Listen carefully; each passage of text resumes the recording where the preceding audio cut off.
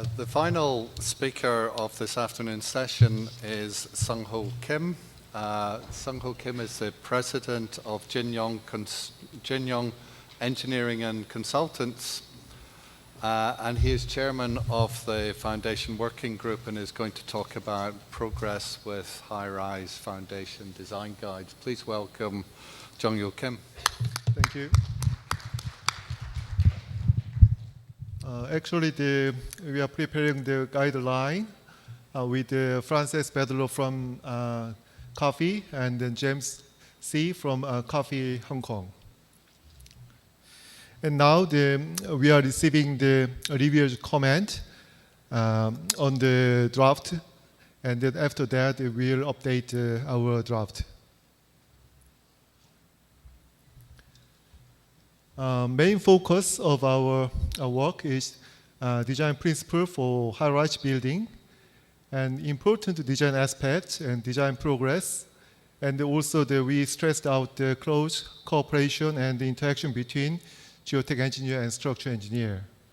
And then but the detailed foundation design methodology is not covered in the guideline. As you see, the building and ground interact very closely. So our design approach is based on performance-based soil structure interaction design, but not limited to bearing capacity, strength design. Understanding of ground and design. We need to understand the ground itself. It is not an ideal material, very uncertain, variable, and then changeable. So through knowledge and investigation, experience, and test, we can get some idea of the ground and we build the ground model. With the information from building, we can analyze the foundation behavior with the safety and with the economy. There are some process of the design. Firstly, we design with some given condition. That is a desk study. With that, we can have some idea about the site, so we can build the strategy of the site investigation. With the site investigation result from in situ and lab test, we can characterize the ground and model. And with that, with the information from the structural engineer, basically structural loading, we can start the preliminary foundation assessment. And with that, with the progress of the design, we can get the more detailed information from structural engineer, so design can be more refined. So next step 7, the structure designer and then geotech designer can start the detailed design. After that, after design, we can do the foundation testing to confirm the design assumption. But the testing can be done before a detailed design stage. It can be done in any stage that is pretty good for the foundation design. During the construction or after construction stage, we can monitor the building and then assess the overall behavior of the building. In foundation design, we have a main 3 components. That is a structural loading, and then foundation component, and then the ground component. The load transfer from structure to ground, and then there is a response from ground with the displacement. Structural loading is provided by a structural engineer, but it is noting that the ground responds differently according to characteristics of structural loading. For example, cycle loading responds stiffer than structural static loading. For ground components, from many sources, we can get the ground information and we interpret. We can model the ground. With the existing information, we can do the feasibility study. But for the selection of the tower location, we may need a preliminary investigation because without investigation, we may meet the unwelcoming, surprising result in some locations, such as fall to a very highly weathered rock. So in that case, it's very difficult to change the tower location after some work. There are some strategies, investigation. It should be done before main design stage in a series of investigation stages rather than one big investigation. That is the uncertainty and then the investigation stage. So uncertainty decreases with the investigation. But every step we review and refine. Sometimes proactively we update some investigation method. Sometimes we add a new investigation method for the next stage so we can decrease the uncertainty. Ground component. In fact, there is no absolute rule in investigation because the ground is pretty dependent on the localities. So sometimes the preconception is very dangerous in investigation plan. So sometimes it is better we are ignorant of this area, so start from the first. For the investigation depths, it's pretty dependent on the building geometry and the foundation type. For example, the pad footing, we may need a very shallow investigation, but we need to do deep investigation in advance to decide whether it is pad footing or loft footing. And the loft footing, we may need a pretty deep investigation. For pile draft system, it is wrong. It is a pile draft system and it is a pile system, so it is an old version, I think. For pile draft system, we need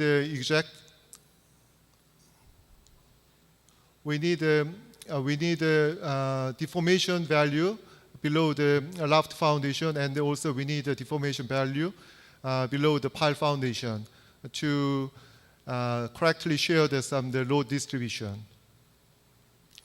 And then some consideration is necessary for the tall building design. The rock formation is regarded as a settlement producing medium, and then we may need the investigation results around the tower because the ground condition around the tower influence the tower settlement. For example, the one side is very weak and the other side is very steep. Maybe there will be some tilting. So the information is very important around tower. There are a lot of limitations in small-scale investigation, such as borehole. Also, we have unknown factors from construction. So the large-scale test is pretty important to confirm some parameters and behavior. So we can improve the reliability of the design, and then also we can get the efficient and cost-saving results. Monitoring is pretty important. Through monitoring, we can get some very invaluable information. For example, pile group effect is pretty hard to know in advance, even though it is possible through the theoretical process. And then also the rock formation is very complex. We need to check the real behavior of the rock mass. So that is some graph.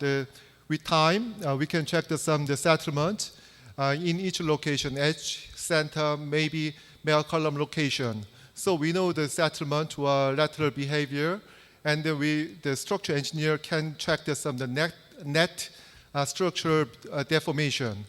In case of the wind load, if the geotech engineer can check the vertical and the lateral movement of the pile, structural engineer can understand more about the behavior of structure on the wind load case. Also the column shortening is all the same. If the structure engineer knows the ground settlement, and then they can understand more about the column shortening through the monitoring. Foundation component. Major consideration in design, we need to check some of the geotechnical capacity and structural capacity. Both are capacity check, and also we need to deformation for serviceability check.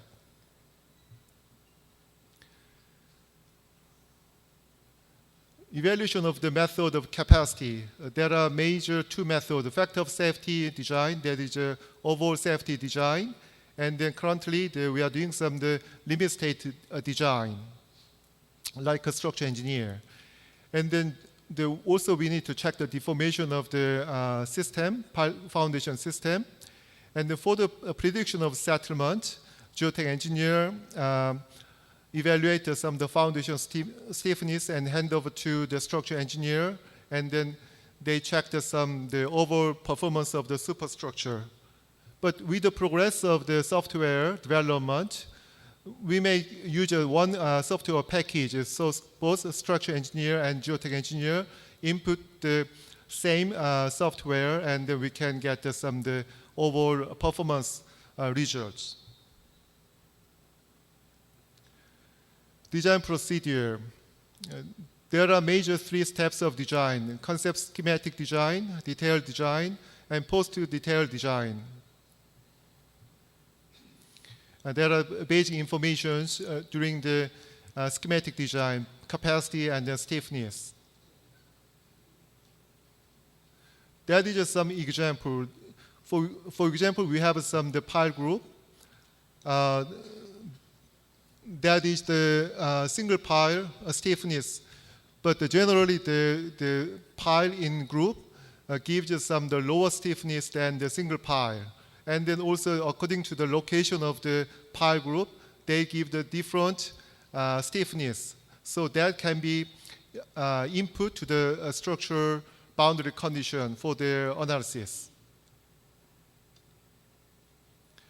For example, for the condition, the geotech engineer provides the spring stiffness with the pile diameter. Obviously, the spring stiffness increases with the pile diameter. But when we consider the group pile effect, there is just the reduction factor for the group efficiency, group effect.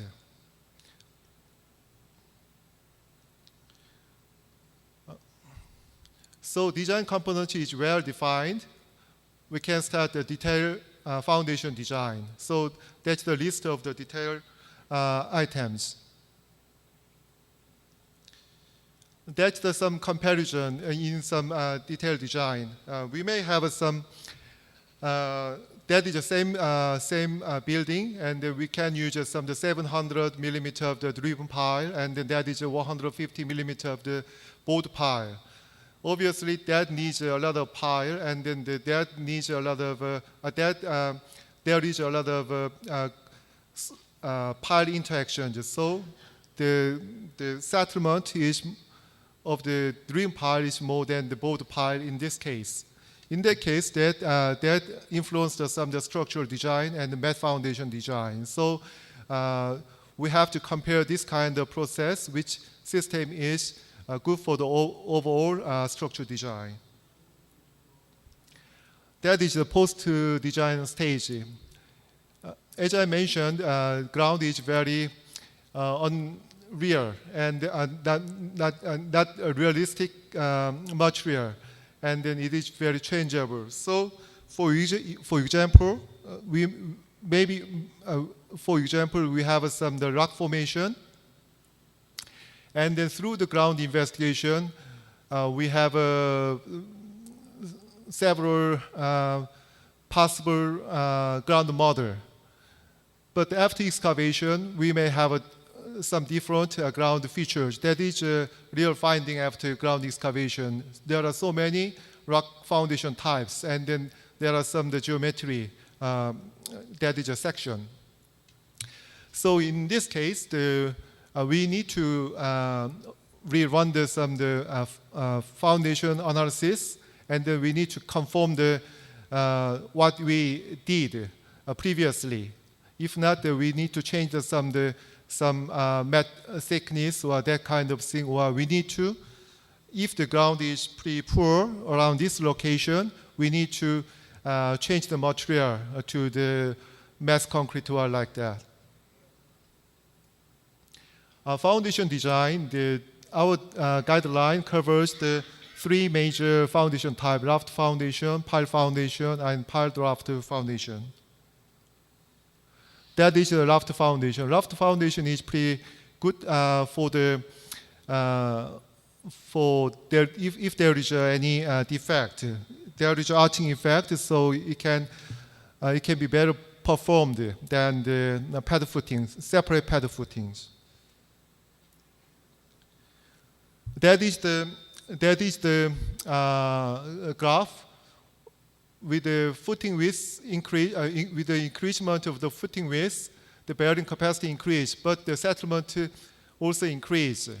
And then raft foundation is in this zone, and then the generally settlement controls.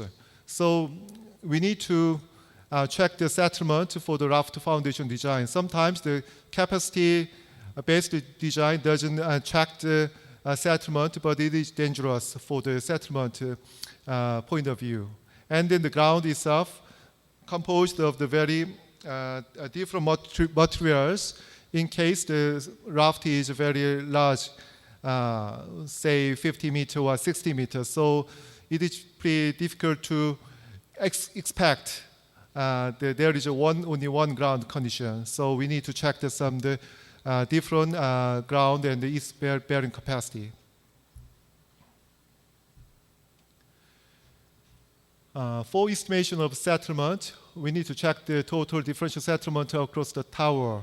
And then when there is the big deep excavation, there is an unloading and reloading effect. When we take out the soil and then we replace the building weight, it is a reloading case.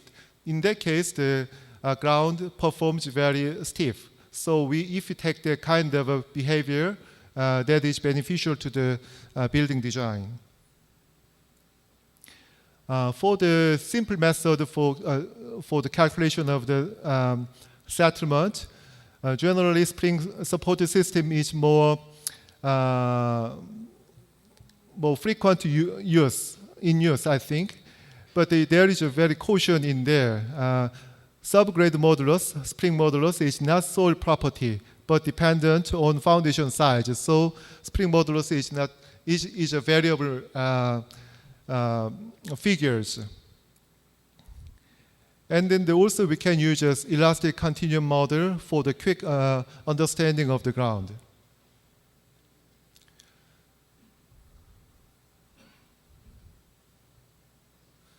There's a rigorous method, so it includes some complex pile diameters, the different pile diameters and nonlinear soil models. That is just some indication of the settlement behavior. That is the one settlement example. If there is just a homogeneous ground, the settlement is like this.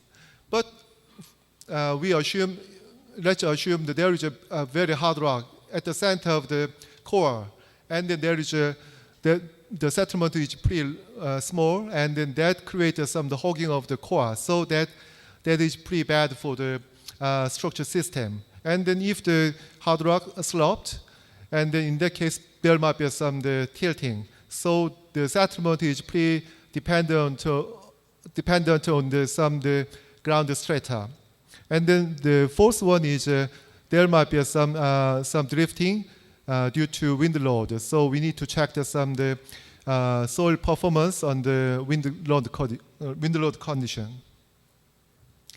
That is another example. If the defect is vertical, maybe there might be a very small settlement. But if the defect is horizontal, there might be a big settlement. So this kind of defect is pretty important. The orientation of the defect is pretty important in in analyzing the settlement.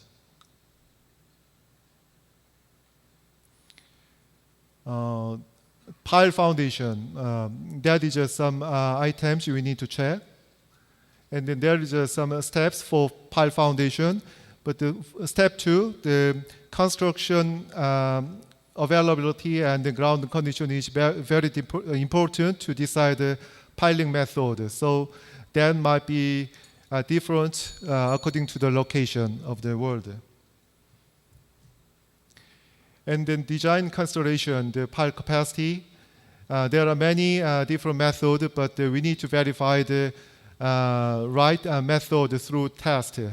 Well, pile settlement is all the same. We need to check the settlement from the test.